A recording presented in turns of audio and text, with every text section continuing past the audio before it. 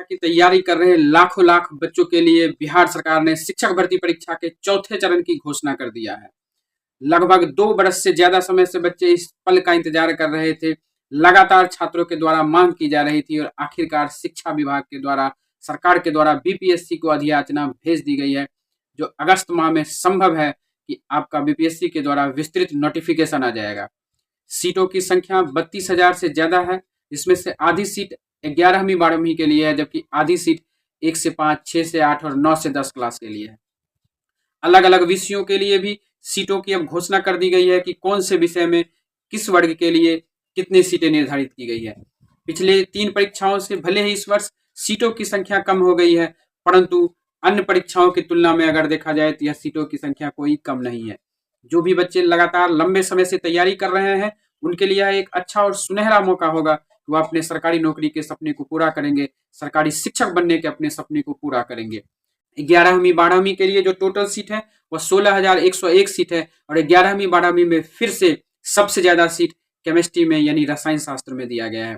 पिछली 2-3 परीक्षाओं में भी अगर आप देखेंगे तो केमिस्ट्री में ही सर्वाधिक सीटें 11वीं 12वीं में खाली थी और इस बार भी केमिस्ट्री में ही सर्वाधिक सीट दी गई है। केमिस्ट्री में 3695 सीट, जबकि भौतिकी में 1758 सीट, अंग्रेजी में 1321, हिंदी में 729 और हिस्ट्री यानी इतिहास में 608 और इस प्रकार अनेक अनेक विषयों में सीटें दी गई है। कुल 16,000 से अधिक सीटें दी गई है। आपको यहाँ पर सब दिख रहा होगा 11वीं 12वीं का टोटल सीट का हम यहाँ लगा दिए। आप यहाँ पर आराम से देख लीजिए आपका कौन सा सब्जेक्ट है और कमेंट करके आप जरूर बताइएगा कि आप कौन से सब्जेक्ट के लिए इस बार एग्जाम देने वाले हैं। इसी प्रकार अगर आप 9वीं 10वीं का बात कीजिए तो 9वीं 10वीं में सर्वाधिक सीट सामाजिक विज्ञान में सोशल साइंस में दिया गया है। 756 सीट सोशल साइंस के लिए निर्धारित है, जबकि इंग्लिश का अगर बात करें तो 696, मैथ में 570, साइंस में 463, हिंदी में 361 और अनेक अन्य विषयों में भी सीटें दी गई है, जो कुल सीट 3877 सीट है। और यहाँ पर आपको सीट सारा लगा हुआ है कि कौन से सब्जेक्ट में कितने सीट है। आप देखिए और आप कमेंट कीजिए कि आपका कौन सा सब्जेक्ट है, आप कौन से सब्जेक्ट के लिए इस बार एग्जाम देने वाले हैं। अगर आप 6 to 8 की बात कीजिए तो 6 to 8 में इस बार भी सर्वाधिक सीटें मैथ साइंस के स्टूडेंट के लिए दिया गया है। सर्वाधिक सीटें गणित और विज्ञान में है। गणित और विज्ञान के लिए अगर आप बात करेंगे तो 2188 सीट है, जबकि सोशल साइंस में 1190, हिंदी में 1090 और दूसरी जो सर्वाधिक सीट है 6 to 8 में वह इंग्लिश में है।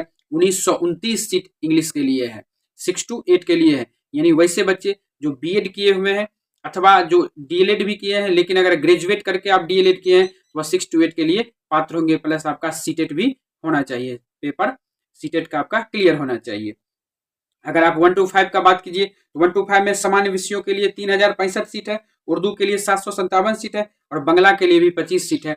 कुल यहाँ पर आपको 3847 सीट दिया गया है और सभी विषयों के लिए 11वीं 12वीं के लिए 9 से 10 के लिए 6 से 8 के लिए और 1 से 5 के लिए कौन से विषय के लिए कितनी सीट है सारा हम यहाँ पर लगा दिए। आप यहाँ पर देख सकते हैं कि आपको किस विषय में कितना सीट दिया गया है, आप कौन से विषय की तैयारी कर रहे हैं, आप कौन से विषय का एग्जाम देने वाले हैं, कमेंट करके आप जरूर बताइएगा। साथ ही साथ जो सीट की चर्चा हो रही थी पहले से 20,000 सीट की जो बात हो रही थी उसमें इस बार वृद्धि करके आ रहा है सीट, यानी 32,000 प्लस सीटें हैं। हालांकि प्रारंभिक समय में 1,90,000, 80,000, 85,000, 50,000 तक चर्चा हो रही थी और फिर यह घट करके 20,000 हो गया था। लेकिन जब ये नोटिफिकेशन के रूप में आ रहा है, यानी जो जानकारी ऑफिशियली आ रहा है वह 32,000 प्लस है। अभी जो हमने जानकारी साझा किया है वो आपको यह ऑफिशियली जानकारी। हालांकि कई सारे ऐसे टीचर हैं, कई सारे यूट्यूब के ऐसे टीचर हैं जो पहले से ही बता रहे थे कि इस विषय में इतनी सीट आने वाली है, इतनी वैकेंसी आने वाली है। उन्हें सूत्रों के द्वारा ऐसी जानकारी मिली है कि इस विषय में इस सब्जेक्ट के लिए, इस वर्ग के लिए इतनी सीटें आने वाली है। अब यहाँ पर 1-2 प्रश्न भी उठना स्वाभाविक है कि जो लोग, जो यूट्यूब टीचर, जो यूट्यूब पर पढ़ाने वाले शिक्षक हैं अथवा जो भी लोग वीडियो बनाते हैं, कंटेंट क्रिएटर हैं, उन लोगों के पास कहाँ से सारी जानकारियां पहले से आ रही है। क्योंकि अगर वह कहते हैं कि उनके पास सूत्रों से यह जानकारी आई है, उनके पास कौन से सूत्र हैं, कहाँ से उनके पास इंफॉर्मेशन पहले से ही चला आता है। जो इंफॉर्मेशन ऑफिशियली होना चाहिए, जब तक ऑफिशियली जानकारी नहीं आता है तब तक उन लोगों के पास यह जानकारियां कैसे चली जाती है।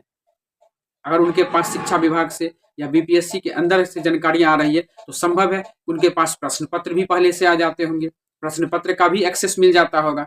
इसका भी जांच होना चाहिए, गंभीरता पूर्वक होना चाहिए। क्योंकि अगर उनके पास ये लेटर आ जाता है, ये जानकारी सीटों का आ जाता है तो संभव है उनके पास प्रश्न पत्र की भी जानकारी आ जाएगी।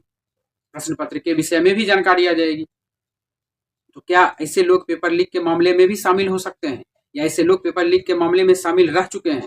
इसकी भी जांच होनी चाहिए, क्योंकि कोई भी चीज जब तक ऑफिशियली नहीं आ जाता है तब तक लोग पूरे गारंटी के साथ दावा कर देते हैं कि सूत्रों से उन्हें जानकारी मिली है, और वो जो वीडियो बनाते हैं और जो वीडियो में जानकारी देते हैं वह भी सही होता है, वह भी बिल्कुल सही होता है। बिल्कुल ऑफिशियली जो जानकारी निकल के आती है बिल्कुल सेम टू सेम उनकी भी वैसी ही जानकारियां होती है। आप सब लोग इस बारे में क्या सोचते हैं, कमेंट करके जरूर बताइएगा।